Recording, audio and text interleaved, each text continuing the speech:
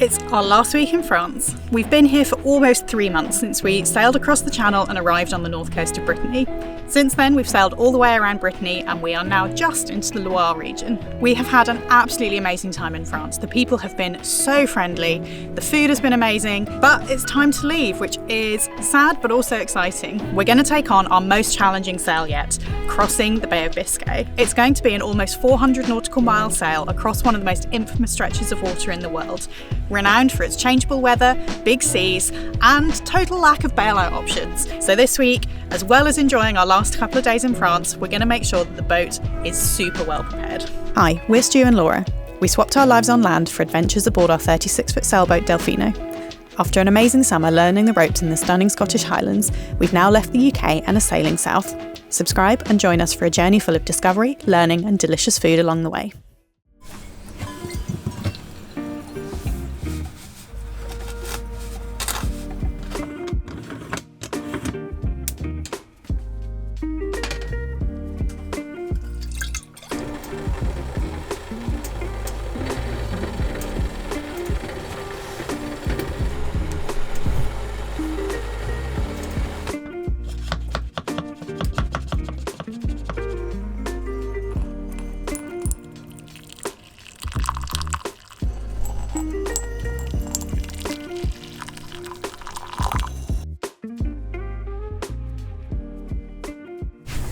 Thank you. No problema. Madeline. And the boat rocked just as you took them. Madeline! So, what's next? We're here in Anse de Siskino, which is a beautiful little bay that's kind of near the entrance to the Vilaine. It's got everything that you want as a cruiser. It's got a beautiful beach, a lovely chateau, and it's nice and calm and protected. The weather's been really sunny, so we've been getting a bit of work done. But otherwise, just prepping for our biggest challenge yet, which is going to be crossing the Bay of Biscay, hopefully in the next few days. The Bay of Biscay is a notorious stretch of water. It's about 300, 400 miles, so for us it'll take about 3 days. It's quite changeable conditions because of how far north it is. And there's a big shelf, an underwater shelf, where the depth drops off drastically, and this creates some really rough sea states. We've been thinking about this Bay of Biscay crossing more or less since we moved aboard, and I'm really excited to see if we can handle it and what it's going to be like. One of the things that I'm really excited about is crossing at a good time of the year. Most of our other crossings we've done either early or late in the season. They've been a little bit rough because of that. And with a bit of patience and the fact that it's now getting close to July, we should be able to take a really nice window south. So before we point our bow across the horizon, there's quite a lot of things that we need to do. Laura's got a list of things to prepare us just for life at sea for 3 days, but we've also got a few bits of upgrades that we need to work on for Delfino and generally get her ready for a long passage. We're going to spend a couple of days here in Anse de Siskino. Then we're going to head over to Port Christi, where there's a very large marina, a supermarket, and a boat shop, just to buy a few little bits and prep some food and prep ourselves. We've actually already had a potential weather window that we decided against, so I'm really hoping that this one will be good for us. Well, the first thing I need to do is put this tent up because it's going to get absolutely fucking sweltering today.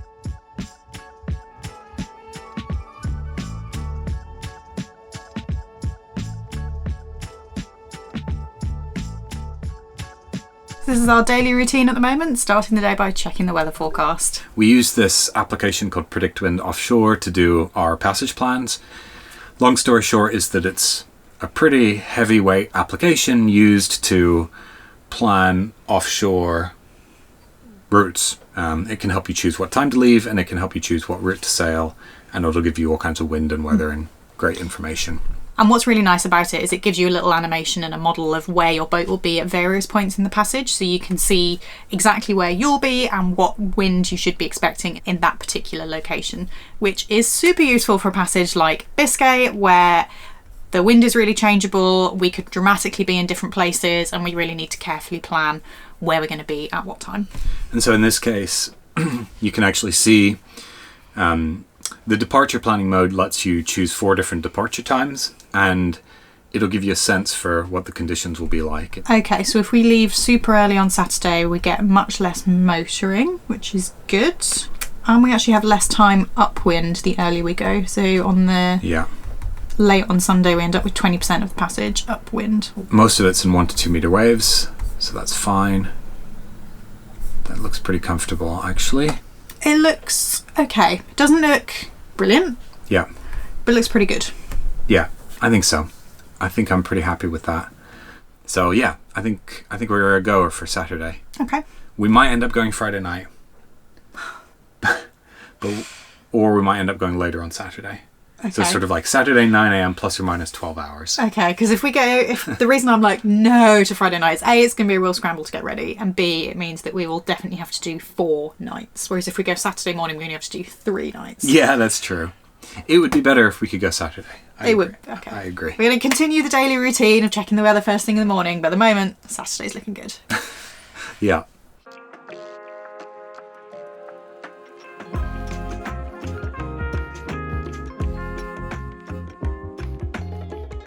We've been here a couple of days, but it's time to go to a larger marina so that we can get ready for our Biscay crossing. We're going to Port Crusti, which is about 12 miles around the corner. Should take us a couple hours. Nice overcast day. Yeah, let's go.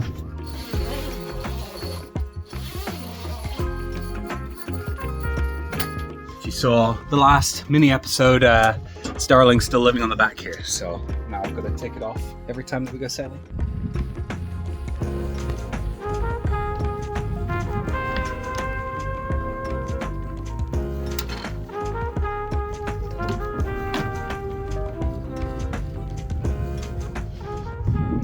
Okay, I'm good to start picking it up.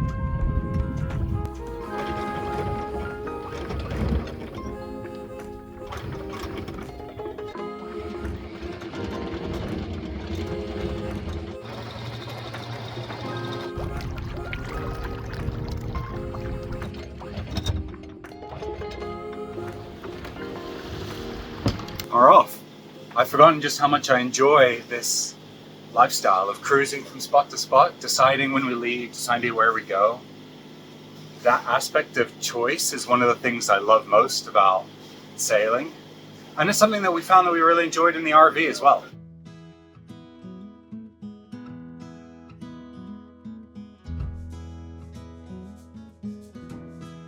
Important safety message brought to you by the French. Bonjour.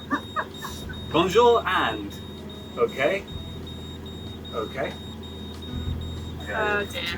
I don't think I've ever seen so many sailboats in such a short space of time. I mean, honestly, there must be 40, 50 different sailboats, all heading different directions with their sails up. Crazy.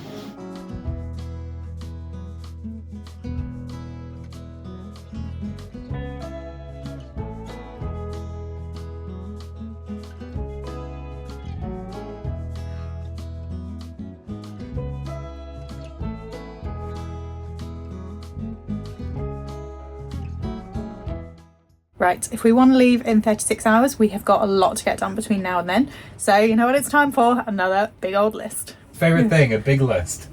Yeah, need a big list.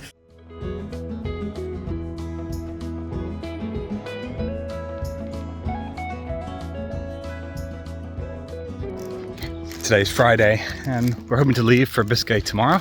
We got a long list of stuff that needs to be done today, but couldn't be done without a quick trip to the boulangerie first. 2 pain au chocolat and 2 sandwich. One of the things that I love about these boulangeries is you can always buy fresh sandwiches. In this case, she just made them for us right then and there. Ham and cheese, a little bit of mayonnaise, some tomato. Really nice.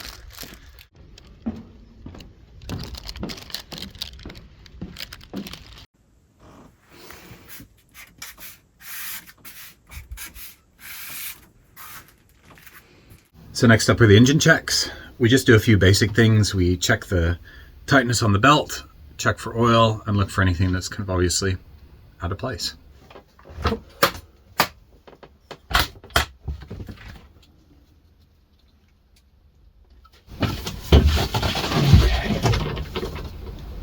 Whoa. What? There's a bunch of water in here. Oh dear. Tastes like fresh water. Why would there be fresh water here? Yeah, down here, some water. It's not coolant. Oh. And there's a bunch of water down there in the bilge. So it's enough water that we kind of need to investigate. So it's a bit disheartening when this stuff happens, right? But I'm glad we're doing it now rather than doing it tomorrow morning and freaking out. Yeah, that's true. It's just weird that it's in the engine pan, but yeah. I think we'll need to get into the aft cabin and take a look. Okay.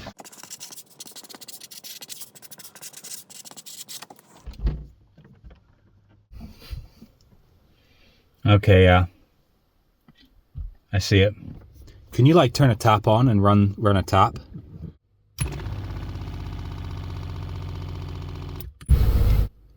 Oh, I saw it. Yeah. What are the chances that this is just a straightforward tighten the thing back up and the leak will stop type leak?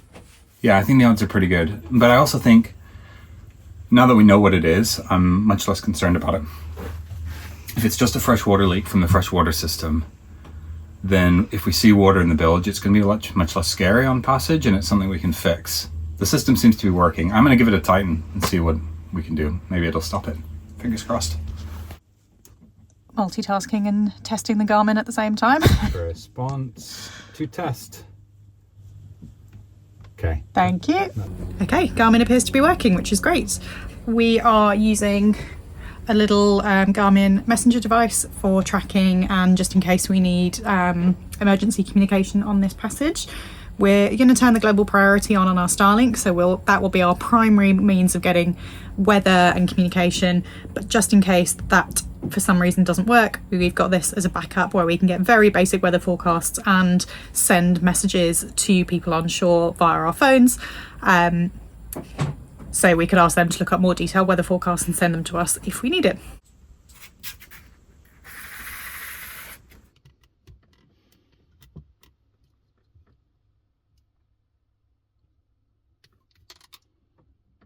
Ah.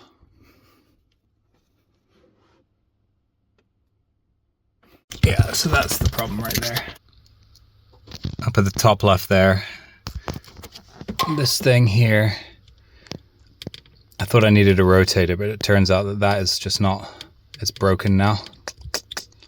So yeah, it turns out there's a little piece of plastic missing here, and that should be holding this tab down, and you can see when I push it, it presses the O-ring seal and seals it, but when I pull it out, it leaks. I've just gone through all of our lovely organized manuals, and I found the manual for that original pump, and the image includes the strainer piece right there, which tells me that that piece probably came with the pump, and so I'm unlikely to find just that piece alone. We have a spare pump, but I don't really want to replace the pump. So one option is just to wrap the whole thing in tape and stop it leaking as best I can, which I think will work. It'll get us across Biscay at least. You okay, Laura? The Garmin system is working perfectly fine with Stu and my sister, but with Stu's mum and my dad, it's not working. And it's got something to do with how they like saved the messages or saved the contacts. I don't know. Or... They're both having different problems. They both are doing different things. We both you and I started tasks that should have been like 10-minute tasks, and it's been an hour, hour and a half. Oh, okay, so my dad can normally text me, so that's good. Well done, Rog. Yeah. Anyway, I'm gonna go try and tape up that thing. And of course I can't go to the chandlery because it's France and they're all closed from 12:30 till 2, so.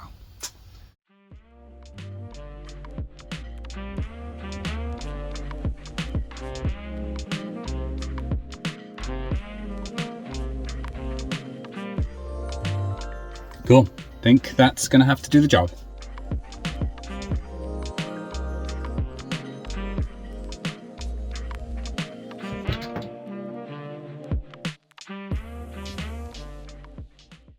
I managed to fix the leak, but Laura's still fighting with Garmin support. I've been on chat with Garmin support for 45 minutes now. The first person just closed the chat and ignored me, and the second person is telling me to do things that aren't relevant for my device, is sending me articles that are explicitly not about my device and are about a different one.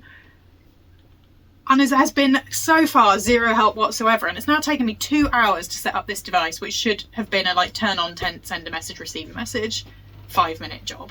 Like, I really wanted to start with a quick win, and it's just been like, yeah, all the nice things that I said about Garmin earlier, scratch those, don't buy it.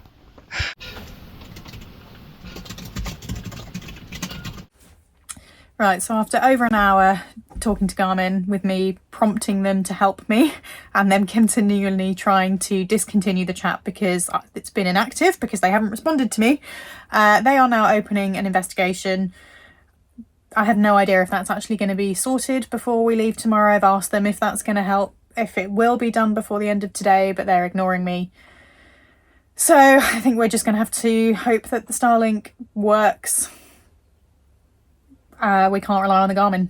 I am incredibly frustrated by this, both by it not working and by Garmin's response. The support on the website has been poor. So it's now, I thought this was going to be a quick 5-minute job to tick off, and I've actually spent almost approaching 2.5 hours on this now, and I feel like this has been a complete waste of time on a day when I don't have time to waste. And I now don't have a backup communication source for my passage. And even after telling them how important this was and that it was going to be my communication device for an offshore passage and my safety net, they still took another 20 minutes to respond to that message and tried to cut the conversation off. So I am pretty damn annoyed about this. Say that again, Laura. Quite a large supermarket, and typically these are open over lunch. No, this is shut. I'm not just shut from 12:30 to 2, as pretty much all other places are. It's shut from 1 to 2:30, and it's now 2 o'clock.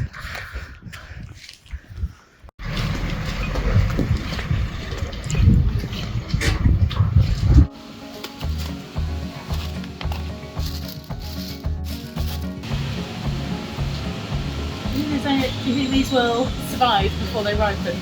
No. The stuff is amazing.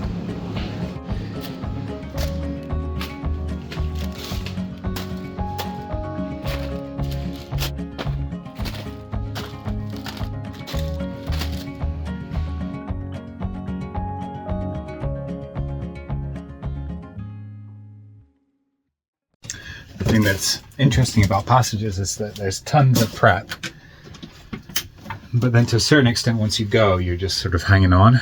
And the boat's doing the hard work, right? It's like, yeah, okay, sometimes you need to tack or reef or whatever, but the reality is Delfino's like sailing herself. Yeah. So we're just prepping to let ourselves sit around for 4 days. Pretty much, yeah. Pretty much. Because that might be all we can do. If you've seen any of our previous passage videos, you'll know why it's important that Stu's got this out ready. One of the things we picked up earlier at the chandlery is one of these LED bulbs. So this one says that it's does not perturb. Our products do not interfere with VHF and AIS, so this should work nicely.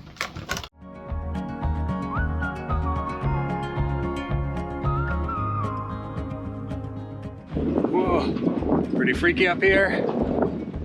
It's pretty windy. Just fixing the light. We're trying to. The new bulb's not working. It's a good thing we're leaving France, because I think we both need to lay off the pain au chocolat. Getting Stu out of the mast felt like harder work than it should have been. So I don't know what's going on with those bulbs. I think it's that there's like a minimum voltage. Maybe there's too much voltage drop for that particular bulb. Yeah, maybe. I don't know what's going on. I need to do some research. But we've got a tricolor, and I think, okay, it does destroy all our AI. So just gonna have to go like that. So I got a little bit too absorbed into getting all the food out and ready and forgot to film myself doing it. But I've got all my ingredients out and ready to prep for the passage. And I have got some bags in the aft cabin of like stuff that we can grab and go, stuff that is emergency and Stu is not allowed to touch in case I get really seasick, and our breakfast stuff kind of laid out. And I've got a giant amount of snack food that I'm about to put hopefully up in here, and hopefully it'll all fit. The approach that I've taken with meal planning for this passage is that we're basically going to have an absolute ton of pasta. We're going to have cold pasta salad for lunch, and we're going to have warm pasta for dinner, and we're going to have a load of snack food around that, because I think on previous passages we probably haven't had enough like interesting food that we want to eat throughout the day, and I've kind of gone too big on the meals and not big enough on the snacks. So we've ended up not really being that hungry for meal times because we're both feeling a bit queasy. So hopefully this time there'll be enough variety of snacks that we can kind of graze throughout the day without getting too bored. Time to get cooking. It's my natural instinct to make kind of more elaborate, like, passage meals, so pre-prep something a little bit more special and then just like reheat it while we're underway. I've done that on previous passages, and both of us found that actually what we wanted was just like really bland stuff. I thought we'd want something a little bit more special so that we could be like, oh, looking forward to dinner. Trying not to cut my fingers off, that wouldn't be a good start. But actually we just wanted like super kind of bland stuff, so that's the approach that I've taken with what I'm going to prep. So we are going to have a lentil bolognese, like lentils and mushrooms, because we've had that on just like day sales before when we've had leftovers and I've been feeling a bit queasy, and that's worked pretty well. And we can stomach cheese, we've found, so cheesy pasta bakes are fine. So we're going to have a mac and cheese for one of the nights, but I'm not going to make it anywhere near as rich as I normally do. And for the first couple of days we're going to have some sandwiches for lunch while we've still got access to fresh baguette, and I'm going to chop the ingredients ahead of time that need to go in the sandwiches so we don't have to be trying to chop things while we're underway, but I'm going to do that tomorrow morning.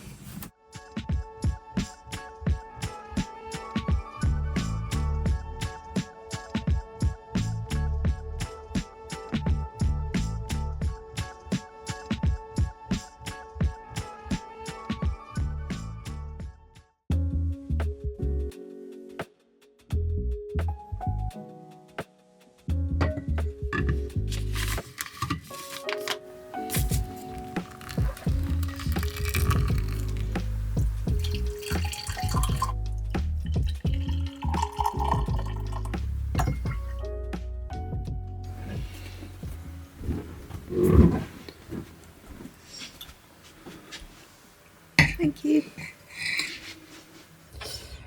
Good morning. It is departure day. There is also an ultramarathon happening around us this morning where people are running 175 kilometres over, on average, 42 hours. So we heard the first people come past at about 3:30 in the morning, or at least that was the first time that I heard people like cheering and clapping for them. And that went on for about half an hour, so I was getting me used to waking up in the middle of the night. And it's now 8:30 and there are still loads of people running around the marina, which really puts into context kind of what we're about to do. Like, the boat moves at running speed, and these people who are running 175 kilometres, that's basically half of what we're about to do, and they're going to do it in about the same amount of time as us. So I get to sit around and basically just be a potato while Delfino takes me there, but these people are going under their own steam. So it's making me feel very guilty for complaining about anything and putting all of our prep into context, because they've basically just got like little bags with them and some water and maybe like a warm coat, and we're going to have our whole home with us. So I think that's making me feel better about what we're about to do. Now that I've had my coffee, I'm starting to feel that mix of excitement and nerves. It's a little bit of a thought of, why have we decided to do this? But also, crossing Biscay is one of those challenges that I've always had on my bucket list, and I want to see whether we can do it. We're doing it the best possible time of year, and the weather looks good, and the boat's ready, and we're ready, and why not, right? Let's see what it's like. Last minute disaster. Laura can't find her stewdron.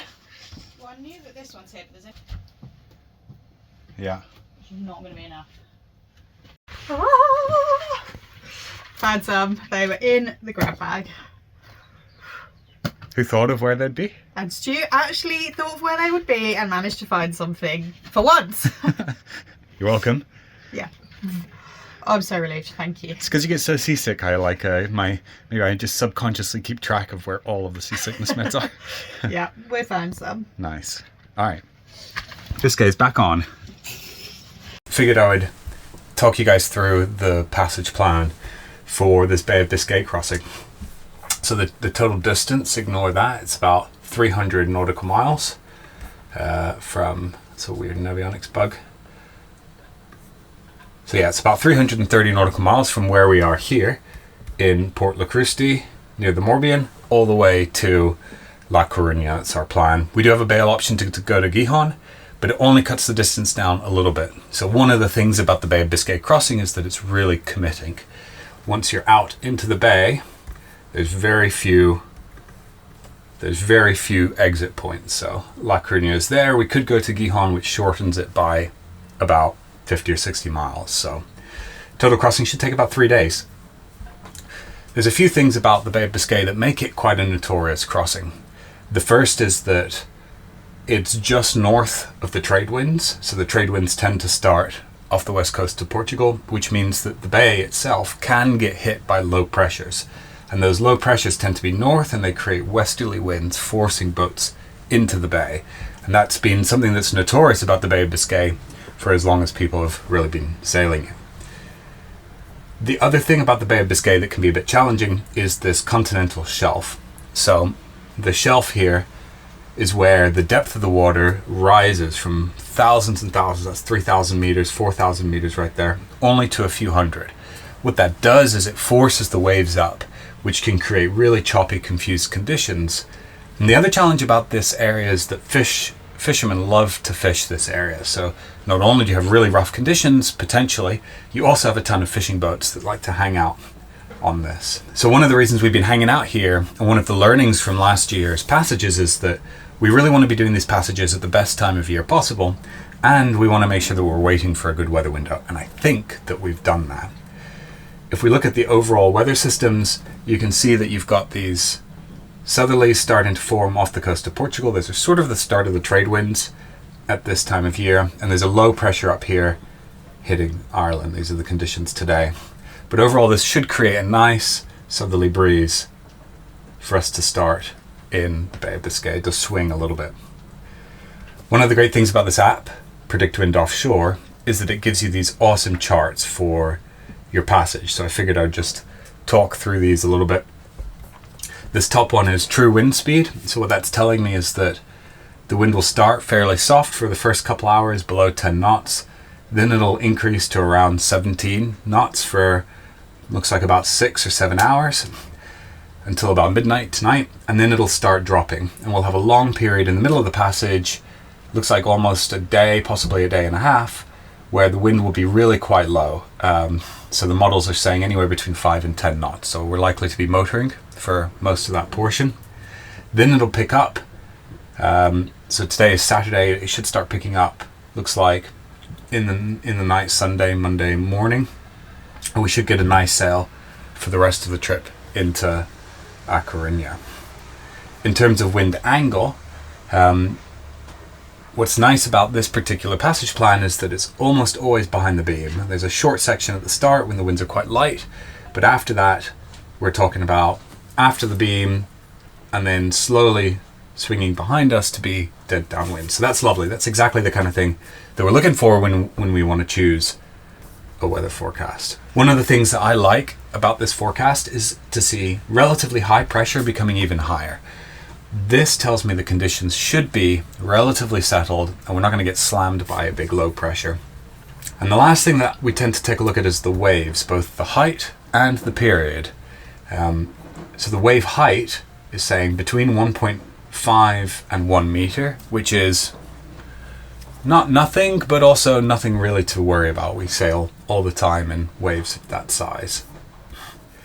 Overall, the period should be quite long. We're talking 8.5 seconds for a large portion in the middle of the passage, which is a really long period. But there is a period tonight where it'll be down as low as 6 seconds. What low period does is it compresses the waves, so the waves hit you more quickly, and it makes them steeper. So this period has a huge impact on what the conditions are like on board. But 6 seconds is pretty short, but it's only at 1.5 meters, so I'm not too concerned about it. And if it's really uncomfortable, we can just point further downwind. That's kind of the plan. So yeah, I think this is a great forecast. I think we'll be heading out this morning.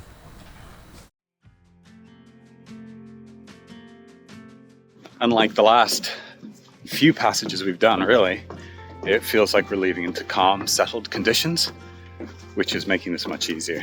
and I've learned from my lessons, and even though we think we're leaving into calm, settled conditions, I'm going to take my seasickness tablets before we go. Yeah. Boats are streaming out of the marina this morning, and hopefully we're going to be one of them soon.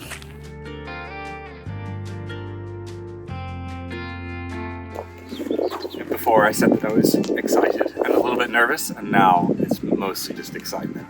The conditions are really nice. This might be the best conditions that we've had for a passage. Yeah. Let's go see. I'm buzzing. So buzzing you can barely form sentences. Wow. Right? I'm quite caffeinated too. Good.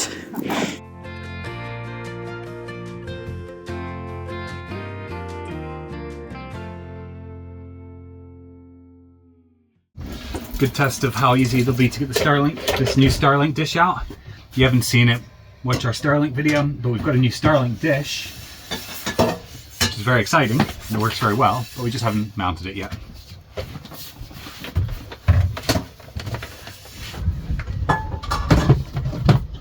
So amazingly, this dish works fine like this. It does experience a few dropouts, which are when you're maybe on a video call or you're playing video games, you'll get like a moment of no internet and an application will say reconnecting. But for streaming things and just checking the weather and sending messages, honestly works great like this. I needed to get this out quickly just so that I could turn mobile priority on, which allows us to access Starlink offshore, which is great. You can just turn it on and off as you need. Laura furiously doing the dishes down there. Yeah. Start with a clean boat, and then by the time we get there, it'll be less gross. Okay, done. Done. Nearly done. Haven't done water. Haven't done the trash yet. We're about to do it. About to do it. Done. Our backup list. Yeah, Don't the secret pack list. Don't look at this list. Don't show people the secret pack list. Right, we are pretty much done. Cool, sweet. Galley's nice and clean. Pizzas, pre-made food, pre-chopped food, some snacks. Screen is strapped down. Fallows are out. Bit of a cable mess. Life jackets and tethers are out. Laura just got life jackets out. Bed is made. Stuff is stowed under the table. So I think we're ready, inside at least. Right, I think I can go bin this list and the rest of the trash. Yeah, let's do it. So, that's it. We're ready. Time to leave France and head for Spain.